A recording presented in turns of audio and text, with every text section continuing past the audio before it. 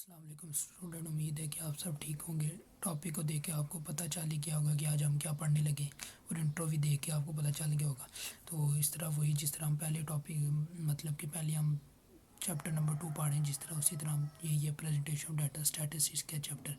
तो हम ये पढ़ें, तो इसका आज हमारा टॉपिक है क्युमुलेटिव फ्रीक्वेंसी का। आज का हमारा टॉपिक है क्युमुलेटिव फ्रीक्वेंसी का।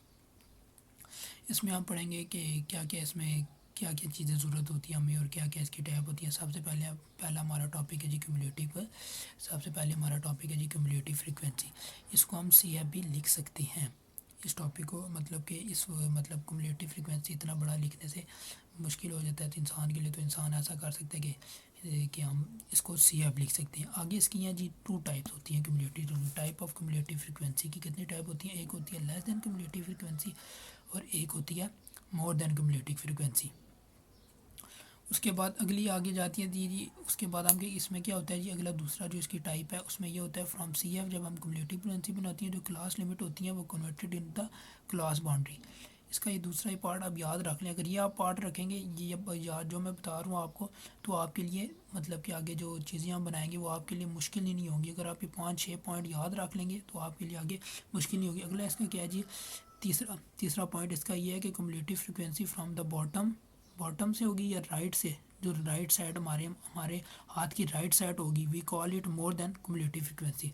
ठीक हो गया। इसको याद करने का तरीका मैंने एक आसान बता दिया। बॉटम भी कह सकते हैं और राइट भी कह सकती है। उसके बाद चौथी हमारे पास आ जाती है। चौथी में हमारे पास क्या होता है जी, C F from the left we call it less then.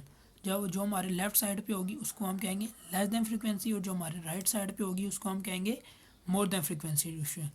और उसके बाद अब इसका पांचवा पॉइंट है। पांचवा पॉइंट ये है जी, if it is not mention to find less और more than, it is always mean less than frequency.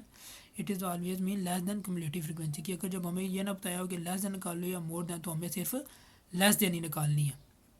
उसके बाद अगला छठा पॉइंट इसका क्या, percentage frequency distribution can also be converted into the C F when it converted it called percentage cumulative frequency distribution. ये इसके 6 point हैं, आप आराम से याद रखते हैं। आप उंगलियों 6 पॉइंट याद रख लें जी इसके क्युमुलेटिव फ्रीक्वेंसी की। है पहला पॉइंट ये है कि इसकी दो डेफिने मतलब कि इसकी वो है 2 टाइप्स हैं। पहली लेस देन है और एक दूसरी है मोर देन। इसमें जो क्लास बाउंड्री होती है दूसरी इसकी याद रखें। इसमें दूसरी जो इसकी क्लास लिमिट होती है वो क्लास बाउंड्री में चेंज होती है। तीसरी इसकी याद रखें, जो राइट साइड पे होती है वो होती है मोर देन क्युमुलेटिव फ्रीक्वेंसी, और जो लेफ्ट साइड पे होती है वो होती है लेस देन क्युमुलेटिव फ्रीक्वेंसी।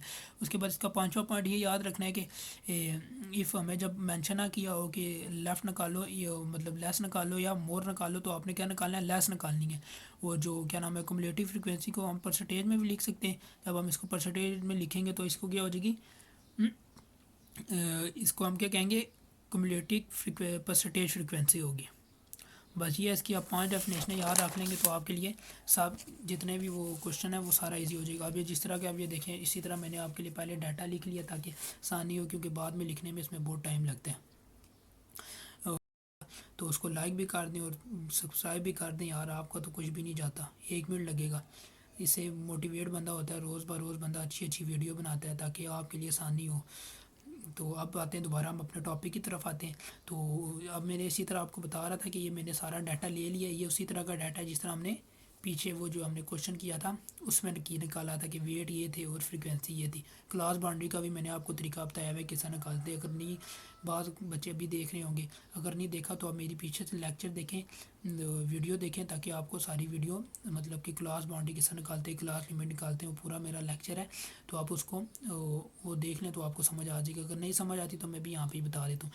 इसमें क्या करना होता है, आपने क्लास बाउंड्री किस तरह फाइंड करती है, 58 को 57 से माइनस करेंगे, डिवाइडेड बाई 2 कर देंगे तो हमारे पास आंसर आएगा 0.5। 0.5 को इसमें से पहली वैल्यू में से माइनस करेंगे और दूसरी वैल्यू में ऐड कर देंगे। इसी तरह इसी में भी यही है, इसमें माइनस करना है और इसमें ऐड करना है। इसमें से माइनस कर देना है और इसमें ऐड कर देना है। इसमें से माइनस करना है, इसमें ऐड कर देना है, इसमें माइनस करना है और इसमें ऐड करना है। जिस तरह मैंने आपको पहले बताया कि मोर देन कौन सी होती है और लेस देन कौन सी होती है। देखिए जो आपके लेफ्ट साइड पे है इसको कहते हैं मोर देन फ्रीक्वेंसी, और जो हमारे राइट साइड पे है इसको कहते हैं लेस देन फ्रीक्वेंसी। ये आप याद रख लें तो आपके लिए कोई मुश्किल नहीं होगी। आगे बताता हूँ जी। अब देखें जी, अब हमने जिस तरह मैंने आपको बताया कि लेस देन फ्रीक्वेंसी जो हमारी राइट साइड पे है जो हमारे राइट साइड पे है वो हमारे पास क्या है जी, वो हमारे पास लेस दैन फ्रीक्वेंसी आपने लिखनी है जी, less than frequency. Less than frequency लिख के मतलब ये वाली लिखे ना, लेस दैन सार लिख के सारी ये वाली सारी वैल्यू लिख देनी है। जितनी भी वैल्यू साथ इसकी आ रही हैं, जितने भी वैल्यू इसके साथ आ रही हैं सारी वैल्यू आपने लेस दैन लिख के सारी वैल्यू लिख देनी है। फिर आपने आसानी के लिए ये करना है कि इसके सामने फ्रीक्वेंसी भी लिख सकते हैं। आप फ्रीक्वेंसी ना भी लिखें, मैंने आपको समझाने के लिए किया। आप यहाँ पे इसी के आगे लेस दैन का कॉलम बनवा के आगे लिख सकते हैं लेस दैन क्युमुलेटिव फ्रीक्वेंसी निकालने का। ठीक हो गया, मैंने आपको सिर्फ समझाने के लिए किया। आप इतना टाइम पेपर में नहीं होता, आपने ये नहीं करना। आपने ये जो फ्रीक्वेंसी का कॉलम है ये बना हुआ है, इसको आपने इसी तरह रखना है। अब इसको निकालने का क्या तरीका है, लेस दैन क्युमुलेटिव बिल्कुल आसान है। आपने करना है पहली वैल्यू हमेशा, पहली वैल्यू उसी तरह आएगी। क्या करना है आपने, पहली वैल्यू जो होगी आपने उसी तरह लिखनी है। फिर क्या करना है, पहली वैल्यू में दूसरी वैल्यू प्लस कर दिए। देखिए 6 + 4 किया तो हमारा क्या आंसर आ गया 10। अब क्या करना है, अब दूसरी वैल्यू में तीसरी प्लस कर देनी है, 10 + 14 24। अब इसी तरह इसका जो आंसर आएगा उसको इसमें प्लस कर देना, आपका ये आ जाएगा 36 आ जाएगा। और जो आखिरी जो आंसर आएगा उसको आपने इसमें प्लस कर देना, तो आपका आंसर आएगा 40। आपका आंसर आएगा 40। अब देखिए इसका हमें पता क्या चलेगा हमारा है किस तरह इस आंसर को और टोटल फ्रीक्वेंसीज़ को क्या करना है, टोटल फ्रीक्वेंसी को देखना है।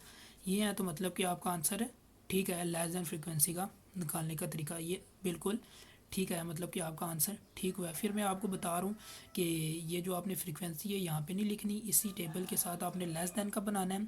ठीक है, जब बना लेंगे उसके आगे ही लेस दैन क्युमुलेटिव फ्रीक्वेंसी का कॉलम बना लेना है।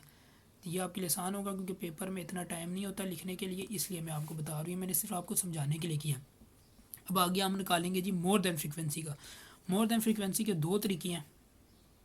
ठीक हो गया, तो पहले तरीके से मैं आपको पहला तरीका बताता हूँ मैं आपको। तो पहला तरीका क्या है, फिर उसी तरह वही जिस तरह लेस देन लिखी है सब के मोर देन में आपने क्या करना है, ये हमारे पास आ गई जो हमारी लेफ्ट साइड पे है वो हमारे पास होती है मोर देन। इन सब के साथ more than more than more than more than, ये देखिए मैंने लिखा हुआ मोर देन लिख के उसके आगे डैश आ गई है, क्योंकि थोड़ा टाइम बड़ा लगता है जी बनाते हुए, आपके लिए बड़ी मेहनत करनी पड़ती है आप लोगों के लिए।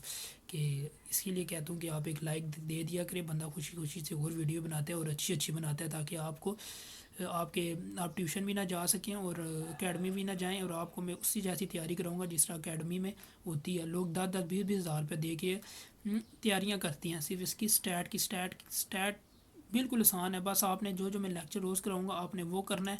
आपको किसी चीज़ की टेंशन नहीं, आप एकेडमी भी ना जाएँ। तो फिर आते दोबारा हम अपने टॉपिक की तरफ। तो ये आपने करना है फ्रीक्वेंसी, इसी तरह मैंने लिख दिया। मैंने आपको बताया था कि आपने फ्रीक्वेंसी नहीं लिखनी, यहाँ पे मैंने सिर्फ आपको समझाने के लिए किया। इसमें आपने क्या करना है, इसमें सबसे पहले आपने क्या करना है जी, इसमें आपने ये वाली वैल्यू क्या करना है, इसमें आपने पहले उल्टा शुरू करना है। क्या शुरू करना है, यहाँ नीचे से शुरू करना है। आपने यहाँ नीचे से शुरू करना है। क्या करना है, नीचे से आपने इस वैल्यू को इधर लिख देना है, इस वैल्यू को इधर लिख दिया। उसके बाद आपने करना इस वैल्यू को इस वैल्यू में प्लस करके इधर लिख दिया, फिर इस वैल्यू को इसमें प्लस करके इधर लिख दिया, फिर इस वैल्यू को इसमें प्लस करके इधर लिख दिया, फिर इस वैल्यू को इसमें प्लस करके इधर लिख दिया। ये एक आसान तरीका है। ठीक हो गया, ये भी कर लें। एक और तरीका है, यहाँ पे आपने दूसरा तरीका ये है कि आपने इसको 40 से शुरू करना है। क्या करना है, 40 से शुरू करना है। अब आपने क्या करना है जी, 40 की जो वैल्यू है ना उसमें से 4 माइनस करके इधर 36 लिख देना है। फिर क्या करना है, 36 को 6 में से माइनस करना है, यहाँ पे 30 आ जाएगा। 30 को 14 माइनस करेंगे 16 आ जाएगा। 16 में से 12 माइनस करेंगे 4 आ जाएगा। देखिए यहाँ पे भी हमारे पास 4 बचा है, यहाँ पे भी हमारे पास 4 बचा है और यहाँ पे भी 4 बचा है। लेकिन आपको एक आसान तरीका बताऊँगा, आप ये वाला तरीका कर लें। ये तरीका आसान है बहुत, वो कर लें। जिसको जो आसान तरीका लगता है वो तरीका कर ले। समझ आ गई होगी। चलिए अब हमारा एक और अगला टॉपिक है, उसकी तरफ चलते हैं, उधर देखते हैं उसमें क्या हो रहा है। ये है जी cumulative percentage frequency distribution. Topic से पता चल जाओगे परसेंटेज की क्युमुलेटिव फ्रीक्वेंसी निकालनी है। इसी तरह ये भी आपको पता है कि किस तरह बनाते हैं, फ्रीक्वेंसी का भी पता है आपको, क्लॉज बाउंड्री का भी पता है कि किस तरह बनाते हैं, टोटल वगैरह और ये सब मैंने लिख दिया। अब फ्रीक्वेंसी आपको मैंने पहले इसलिए पिछला टॉपिक था परसेंटेज फ्रीक्वेंसी का बताया था। परसेंटेज फ्रीक्वेंसी डिस्ट्रीब्यूशन किस तरह निकालते हैं जी, ऊपर वाली वैल्यू मतलब पहली वैल्यू को सम ऑफ फ्रीक्वेंसी से डिवाइड करके मल्टीप्लाई 100 करते तो फ्रीक्वेंसी निकल आती है, परसेंटेज फ्रीक्वेंसी निकल आती है। ठीक हो गया। अब इसमें क्या बताया जी, इसमें इसने हमें नहीं बताया हुआ कि लेस देन निकालो या मोर देन निकालो, इसलिए मैंने आपको बताया था। अगर आप वो जो मैंने आपको पीछे बताई हैं 6 पॉइंट बताएं, अगर आप वो याद रख लेंगे तो आपको ये निकालने में 5 मिनट भी नहीं लगेंगे। जिस तरह आप समझेंगे आपने 1 मिनट, पर ये है कि जब आप समझ लेंगे आपने ये जो जितना भी मैं समझा रहा हूँ आपने एक दफ़ा लाजमी अपने हाथों से खुद करना है, ताकि आपको बिल्कुल पक्का हो जाए। उसके बाद बेशक फिर ना करें, कोई मसला नहीं, एक दफ़ा लाजमी करना है आपने। चलें फिर, वीडियो लंबी हो रही है तो अपने टॉपिक पे आते हैं। वो देखिए इसमें नहीं बताया हमने लेस देन निकालना है या मोर देन निकालना है। तो हम फिर क्या करेंगे, हम मोर देन ही लें, तो मोर देन निकालेंगे।